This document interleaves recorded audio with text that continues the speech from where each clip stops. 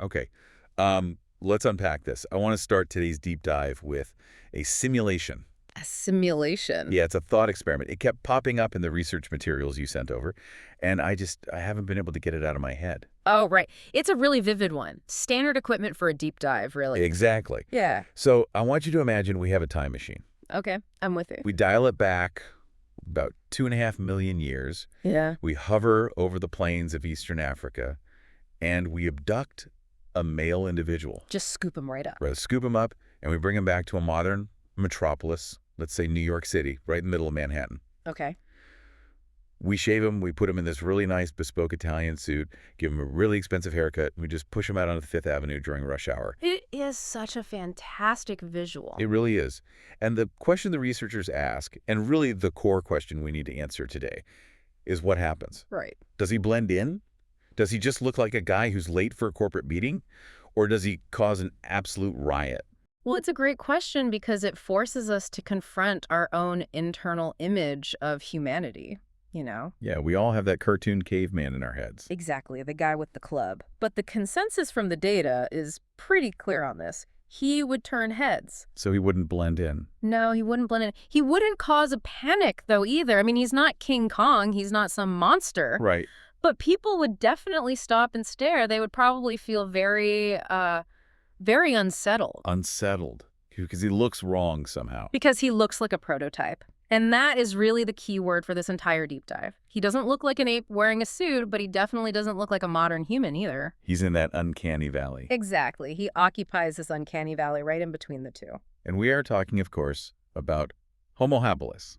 The handyman. Right, the handyman. That is the literal translation of the name, right? It is, yes. And looking at this massive stack of research for today, our mission is to figure out exactly what made this specific creature the tipping point. The foundation, really. Yeah, the foundation. We're looking at the early Pleistocene epoch, so roughly 2.5 million years ago.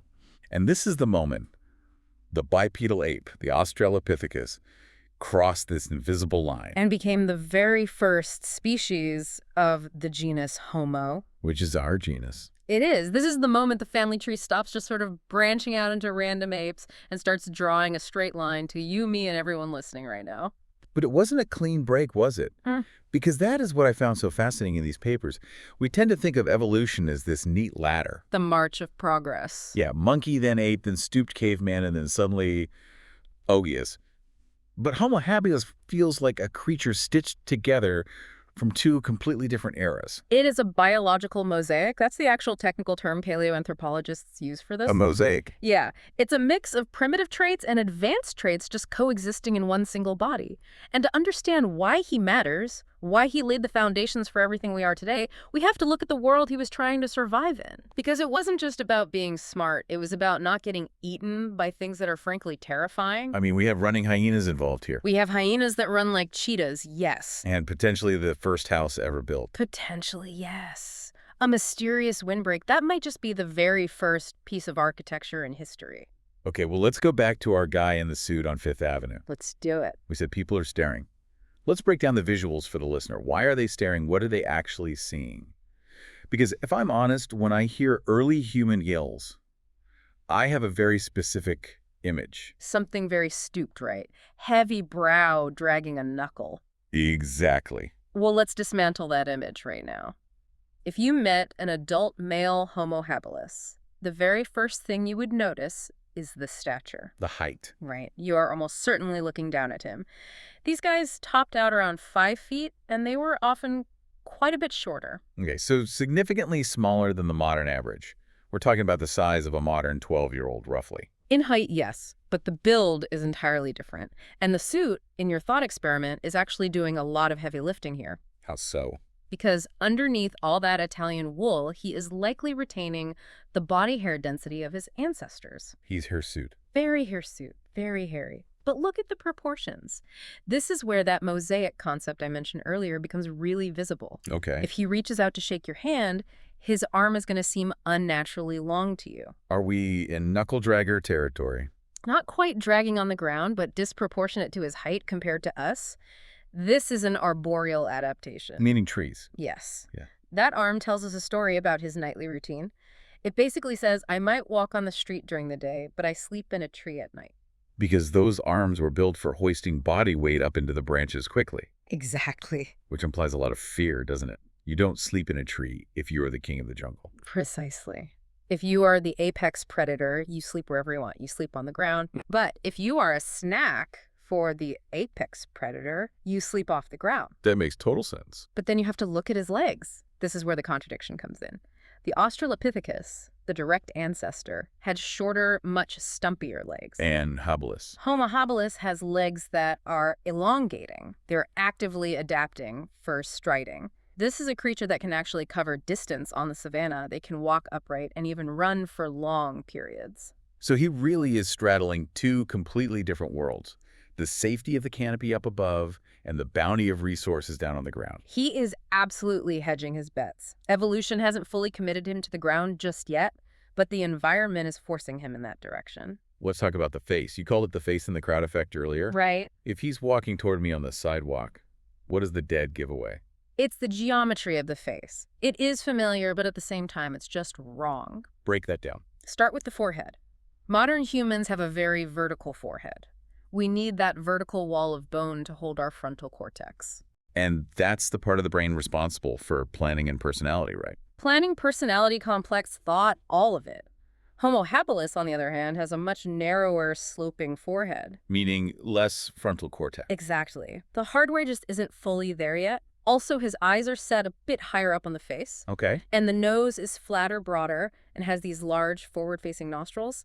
But the real giveaway, the thing that absolutely screams ape ancestry to anyone looking, is the mouth. It protrudes. Yes, it protrudes significantly. The lower face juts out forward from the brain case. The sources called this prognathism. Prognathism, yes. Yeah. If you look at a profile view of a modern human, our faces are relatively flat. We go straight down from the forehead most. Right. But habilis has almost a muzzle-like quality to the lower half of the face. So a small sloping forehead and a jutting jaw. What about the teeth? Because usually when I read these papers, teeth are the very first thing to change when a diet changes. They are. They are our best indicators of an extinct animal's lifestyle. And the teeth of Habilis are actually surprisingly human in the back. The molars? Yeah, the molars are getting smaller, especially when you compare them to the massive, heavy, grinding teeth of the Australopiths. Which suggests what? It suggests they aren't spending their entire day chewing on tough, fibrous plants anymore. Their diet is changing. Right. If he smiled at you on Fifth Avenue, you would absolutely recoil. Why? What's wrong with the smile? The incisors. The front teeth. They're still very long, sharp, and shovel-shaped. So they look primal. Very primal. They are tools for tearing meat and flesh. They look much more like a chimpanzee's or a gorilla's front teeth than yours. So if he smiles, the whole illusion of the guy in the suit just shatters immediately. You see the animal. Instantly. There is no hiding those teeth. Now we really have to talk about the engine, the brain. Yep. Because in the hierarchy of what makes us human cranial capacity is usually the headline stat. It is the stat everyone looks at first. Yeah, I feel like we judge every single hominid fossil strictly by its hat size. Well, it is the crucial statistic for a reason, and this is really where the Homo designation is earned. The average Homo habilis brain clocks in at approximately 600 cubic centimeters. Let's contextualize that for the listener. What are we working with today, you and me? You and I are walking around with roughly 1,350 to 1,400 cubic centimeters. Wow, okay. So Habilis is operating with less than half the hardware of a modern human. Less than half, yes. I mean, that sounds, I don't know, it sounds unimpressive. If I had a computer with less than half the RAM of yours, I would be bragging about It does sound unimpressive until you look at where they came from. the ancestors. Right. The Australopithecus was working with maybe 400 to 450 cubic centimeters. Oh, I see. So going from 450 to 600, that means Habilis represents a 30 to 40% jump in processing power. That's a huge leap. In evolutionary terms, it is a massive and incredibly expensive upgrade.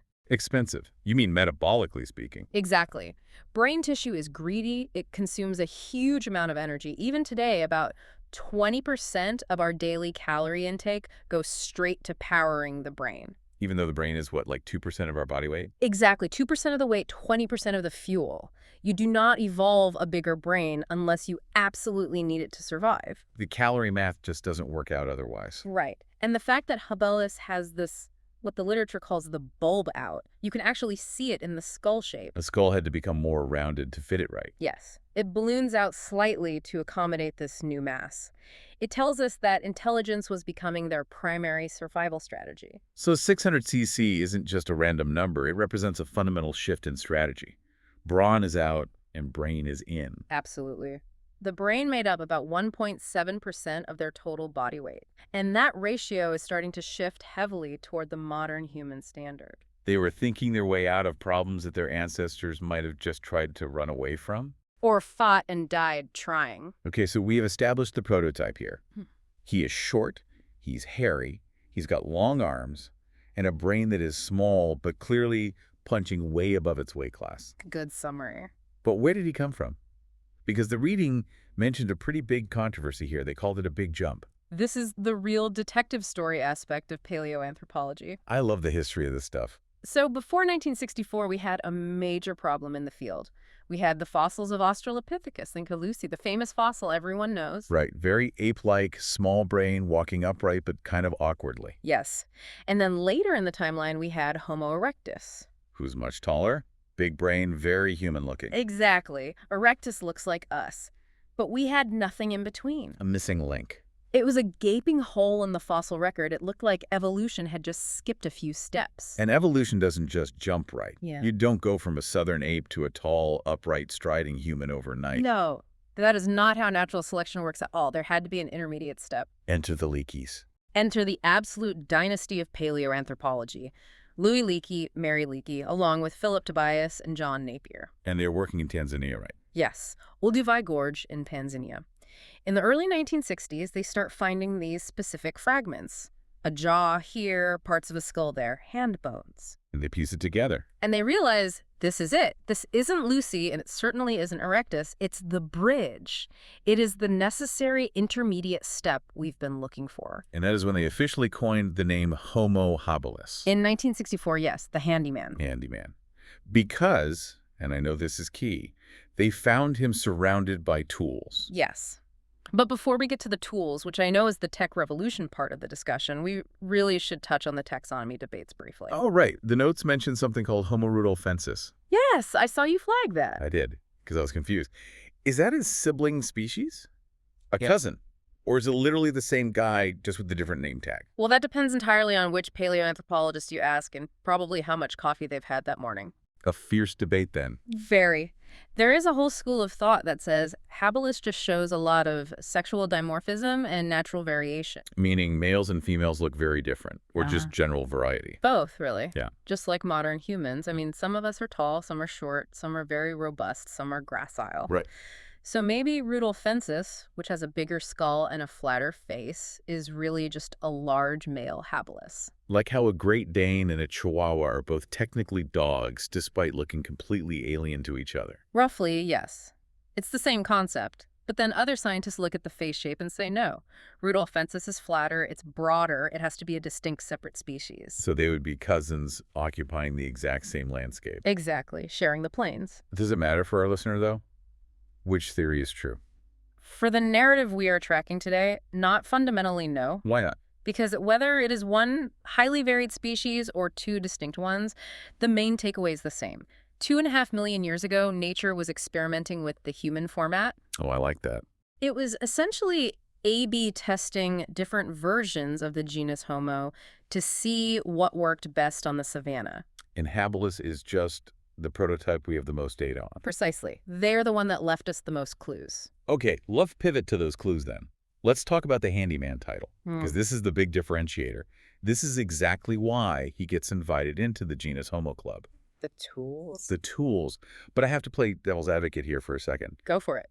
Apes use tools. They do. I've seen videos of chimps using sticks to fish for termites in dirt mounds. Yeah. I've seen sea otters use rocks to smash clams open on their bellies. Classic examples, yes. So what makes Homo habilis so special? Why do they get the credit for starting the tech revolution? It is a critical distinction, and it comes down to the difference between using a tool and creating a tool. Using versus creating. Right. A chimp picks up a stick, maybe it strips a few leaves off to make it fit in the termite mound. That is tool modification. It's smart, but it's limited.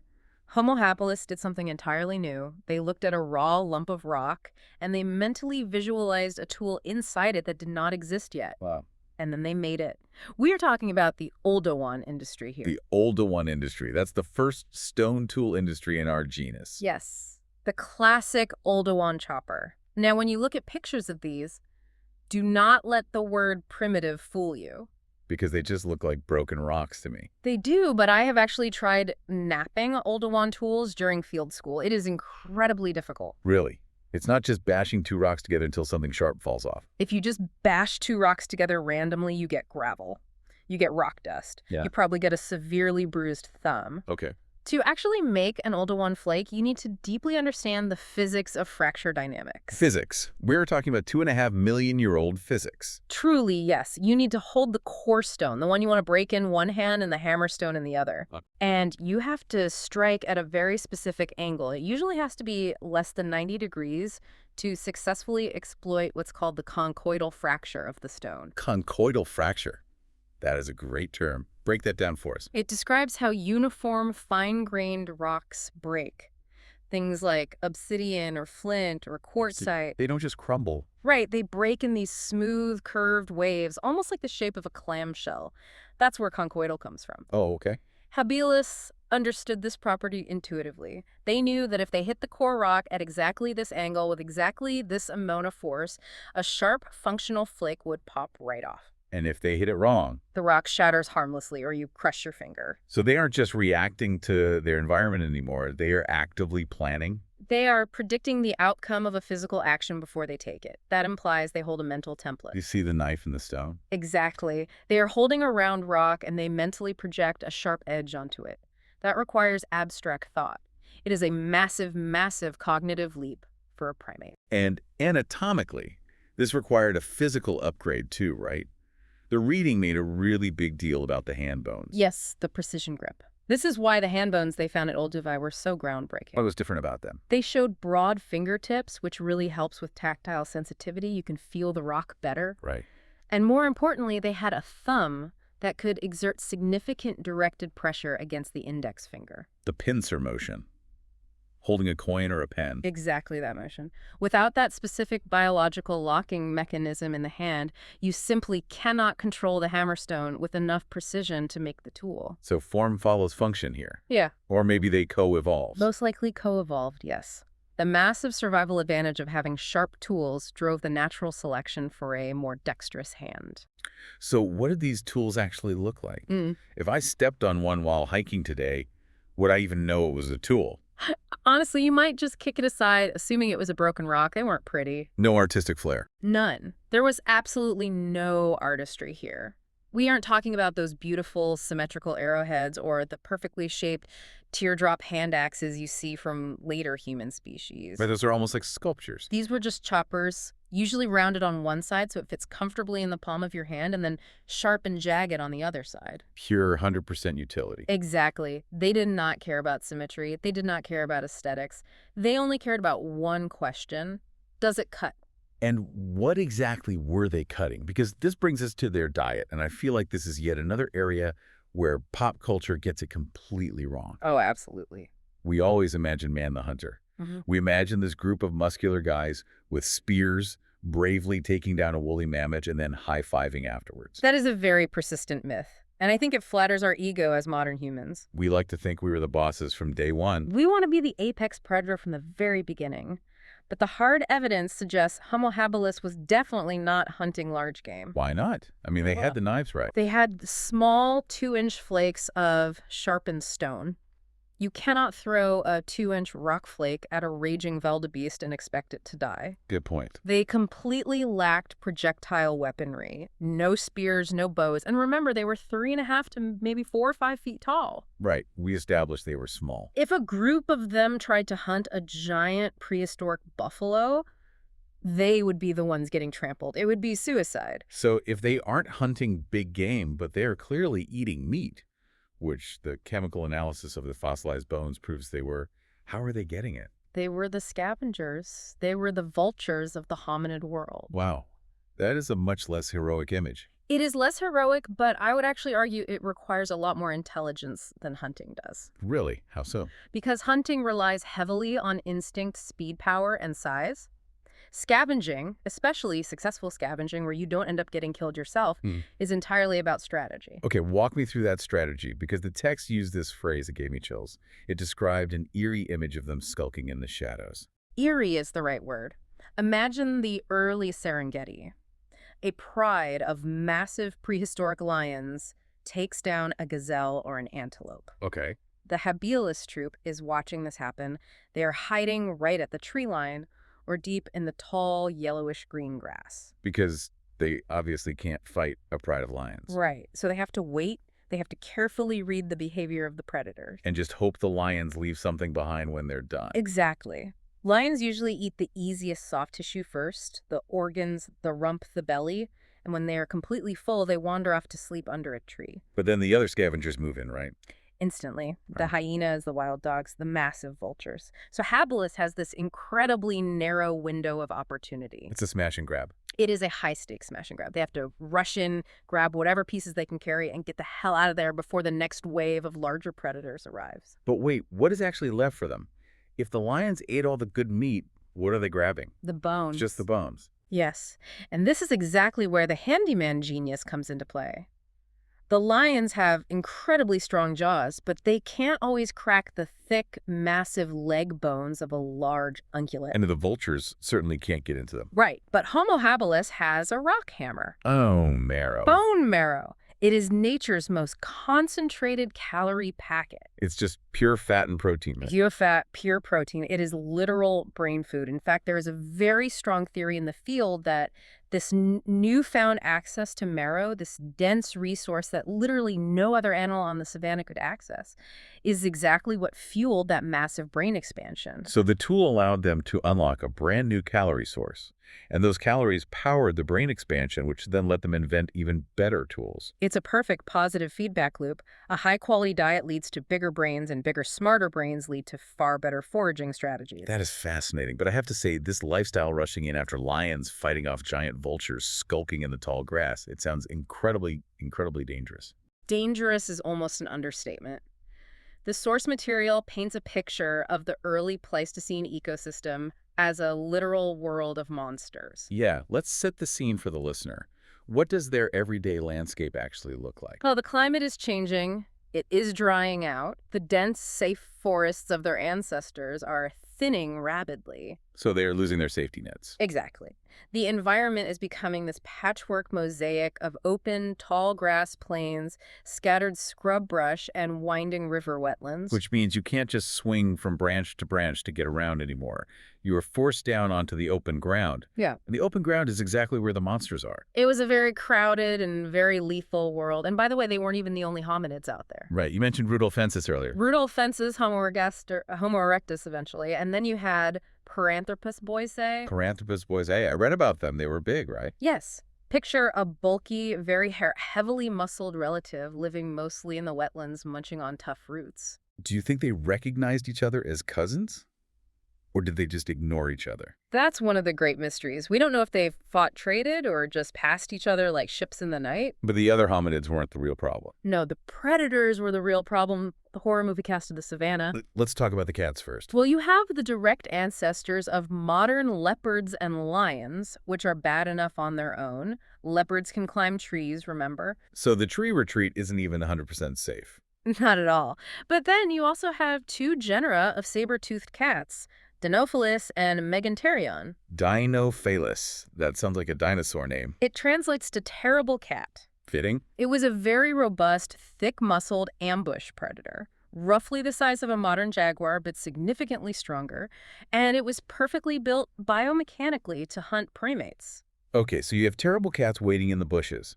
But the one predator that really stood out to me in the research was the running hyena. Ah, yes. Chasmoporthetes. Chasmoporthetes. That name alone is a tongue twister. It is. Now, modern hyenas have that very distinct sloping back, right? They kind of lope along. Yeah, they are endurance runners, but they aren't exactly sprinters. Right. Chasmoportheates was entirely different. It had very long, slender legs, much more like a modern cheetah. A hyena built like a cheetah. Exactly. Imagine a massive pack of those things. That is absolute nightmare fuel. They didn't just scavenge like modern hyenas, they actively ran their prey down at high speeds. So Habilis isn't just watching the bushes for an ambush from a saber-tooth. They are constantly scanning the horizon for a high-speed pursuit pack. Exactly.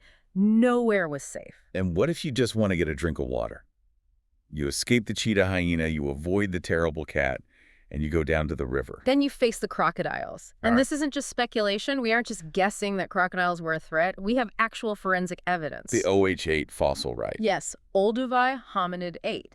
It is a nearly complete foot structure of a Homo habilis. What's wrong with it? Well, the entire front half of the foot is missing, Bitten off. cleanly bitten off. And the break patterns on the bone and the specific tooth marks left behind perfectly match the dentition of a large crocodile. Oh my God. And what's even wilder is that the healing patterns on the bone suggest this specific individual actually survived the attack. They lived with half a foot. They lived for quite a while hobbling around on a stump. That is just, it's a visceral reminder of what their daily life was like. It really is. Getting a drink of water was a literal life or death roll of the dice every single time. It strips away all that romance of the ancient wisdom trope.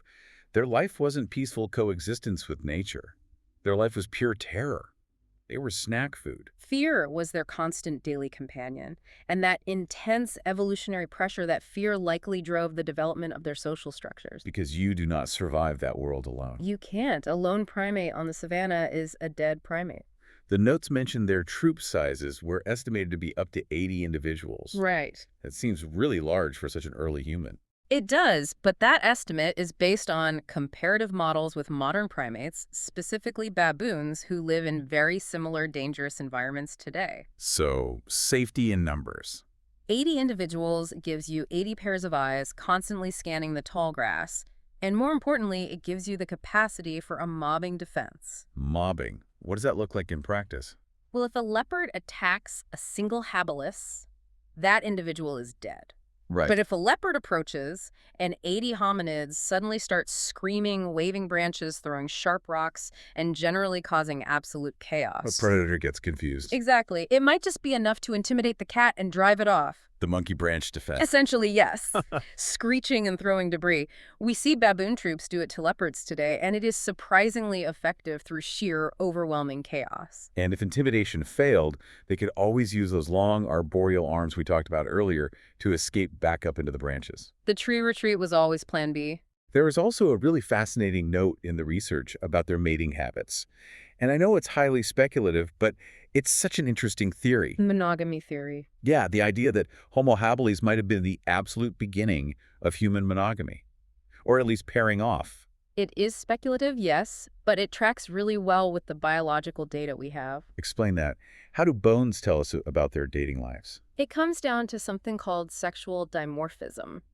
In primate species where there is huge violent competition for mates like gorillas or baboons, the males are significantly larger and more massive than the females. Because they have to physically fight other males for dominance. Exactly. It usually implies a harem structure where the biggest, most aggressive male fights for exclusive access to all the females in the troop. And what do we see in Homo habilis? The extreme size difference between males and females seems to be actively reducing compared to their earlier ancestors. They're getting closer to the same size. Right. It's not completely equal yet, but the gap is definitely closing. Which implies less physical fighting for mates. It strongly suggests a shift away from that violent harem structure and a move toward what we call pair bonding.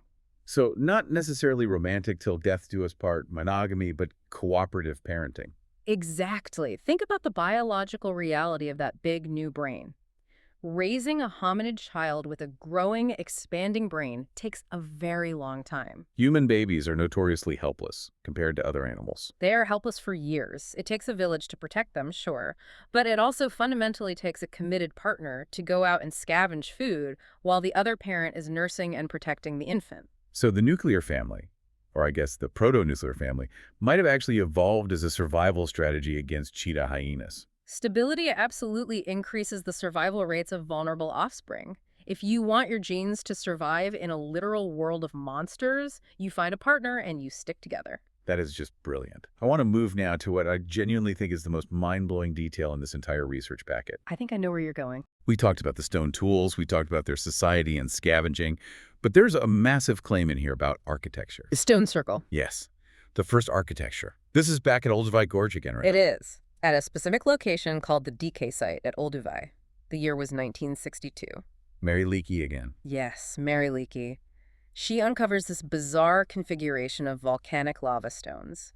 It is a rough, very deliberate circle about 12 feet by 10 feet in diameter. And we are sure nature didn't just arrange them like that, like a riverbed or a flood. It is highly, incredibly unlikely. The stones were spaced very regularly, roughly 2 feet apart, and they were intentionally piled up about 30 centimeters high. Wow. The geological context of the site simply didn't support any natural formation that would create that pattern. So what was her interpretation? Leakey's theory, and I should note it is still debated in some circles, but it remains very widely respected, is that this stone circle was a foundation. A foundation for a building. A foundation for a windbreak or a very primitive shelter. The idea is they piled the heavy volcanic stones in a circle to anchor the base of long wooden poles, branches, thorny bushes, or maybe even heavy animal skins. They were building a wall. They were creating a structure. If that is true, that changes absolutely everything about how we view them. It truly does. Because think about the conceptual leap. Making a stone tool says I can manipulate this small object. Right. Building a shelter says I can manipulate the entire environment around me. It is arguably the very first step toward urbanization in human history. It's the moment a creature looked at the savanna and said, you know what, the world is too cold and it's full of monsters, so I'm going to build my own safe space inside it. It is the invention of the concept of indoors. The first indoors. It redefines the idea of home. Home is no longer just a convenient tree you happen to find before sunset. Home is a place you intentionally create. That is incredibly profound. So we have this creature that visualizes and makes complex tools, scavenges marrow with military-level strategy, lives in cooperative bonded groups, and possibly builds the first homes. And they were incredibly successful at it. They lived on this planet for almost 1,000,000 years. 1,000,000 years. That is a massively successful run. Much, much longer than we have been around. Homo sapiens have only been on the stage for maybe 300,000 years. So Habilis lasted more than 3 times as long as modern humans have even existed. Yes, they did. But they're gone now. What happened to them? If they were so smart and so adaptable, why did they vanish? It is the ultimate irony of evolution, really. They were too successful. Too successful. They adapted so perfectly and their brains grew so much that they eventually evolved right out of their own species designation. They became something else. They evolved into something better. They were gradually replaced by their own upgraded descendants. You mean Homo erectus? Erectus and Homo ergaster, yes. These new models were much taller, much faster, and their brains were significantly bigger, reaching up to 900 cubic centimeters. So a 50% increase over Habilis. Right. And with that brain power came better tools. They could actually hunt big game. They didn't have to just scavenge leftovers. And the climate played a role here too, right? Yeah. The source mentioned a study from 2020 by a Dr. Pascal Raya. Yes, the climate change theory. It's fascinating. The global climate during this epoch became increasingly erratic. There were rapid shifts in temperature and rainfall. So the environment changed faster than they could physically adapt to it. Exactly. The very specific ecological niche that Habilis relied on, that perfect mosaic of trees for safety and grass for scavenging, it started to severely fracture. The trees vanished. The world got drier, much more open, and much more arid. And Habilis, with their short legs and tree-climbing arms, just wasn't built for a pure open desert or savanna. But Homo erectus was. Erectus was built to stride across the open plains. They could sweat efficiently. They could run absolute marathons to exhaust prey. So Habilis just lost their habitat. They lost the climate lottery, and ultimately they were outcompeted for dwindling resources by their own smarter, faster children. That is a surprisingly bittersweet ending for them. I suppose in a way it is, but I try not to look at it as a tragedy. I actually look at Homo habilis as the booster rocket of humanity. The booster rocket. Uh, I like that analogy. Think about the old Apollo moon missions. That massive Saturn V rocket needs those giant powerful boosters just to fight gravity and get out of the thickest part of the atmosphere. They burn hard and they do all the heavy lifting right at the start. Exactly. They do the brutal heavy lifting to break the pull of gravity. But once orbit is successfully achieved, the boosters are empty. They detach and they fall away. Wow. Homo habilis was the biological booster rocket that finally got the genus Homo out of the animal gravity well. They did the heavy lift. They developed the precision hand, they expanded the brain structure, they figured out social cohesion, and they invented the very first technology. They literally launched the trajectory that led directly to us. And once that evolutionary orbit was achieved, once Homo erectus arrived on the scene fully equipped to dominate, the boosters just fell away. They had served their cosmic purpose. That is a brilliant way to frame it. There's one last thought from the outline that I really want to cover before we wrap up and leave the listener today. Let's hear it. It's about their voice. Ah, yes, the vocal anatomy. A crucial piece of the puzzle. Because we are sitting here in this studio having this very long, complex, deep conversation using intricate language. We are. We're using metaphors, we're making jokes, we're dropping technical terms. But Homo habilis couldn't do any of this, could they? No, they physically could not. Their vocal tract had not descended in the throat the way ours has. So their hardware was physically limited. Very much so. They physically could not produce the core vowel sounds we use today. The ah, the e, the oo sounds. Which are the building blocks of speech. Exactly. Without those, you are physically incapable of articulate speech as we understand it. So if they couldn't speak, what were they doing? Just grunting. Grunting for sure, hooting, gesturing wildly, maybe producing a sustained hum for comfort. Simple vocalizations. But, and this is the part that blew my mind, the research points out that the specific structure in the brain that controls complex speech was already forming in their heads. Broca's area. Yes, Broca's area was already developing. It's incredible, isn't it? The physical hardware in the brain was actively being installed and wired up, even if the software of language wasn't quite ready to run yet. The brain was prepping for language 1,000,000 years before the throat was actually ready to speak it. Evolution was laying the groundwork. I just love that image. I really want the listener to picture that specific habilis guy one last time. Not wearing the Italian suit this time. No, definitely not in the suit. Picture him standing on the vast wild plains of early Africa 2.5 million years ago. The sun is setting. The sun is setting, it's getting cold, he's shivering, and he hears that terrifying cheetah hyena start laughing somewhere out there in the tall grass. He is clutching that jagged little piece of volcanic rock that he napped himself. And he is terrified. He is absolutely terrified. He's terrified, but he is surviving. And he's absolutely no idea that the little sharp rock in his hand is the great-grandfather of the smartphone you are probably listening to this on right now. He has no idea that his panicked grunt into the dark is the direct precursor to Shakespeare, to poetry, or to this exact deep dive. He is just a little guy trying to survive the night. And because he did survive that night, and the next night, and the night after that for 1,000,000 years, we're sitting here able to talk about him today. That is the legacy of the handyman, the very first draft of humanity. Indeed it is. Well, that is going to do it for this deep dive. A huge, huge thank you to all the listeners for tuning in and joining us on this journey deep into our own past. It was an absolute pleasure to be here. Keep exploring, keep wondering, and we will see you on the next one.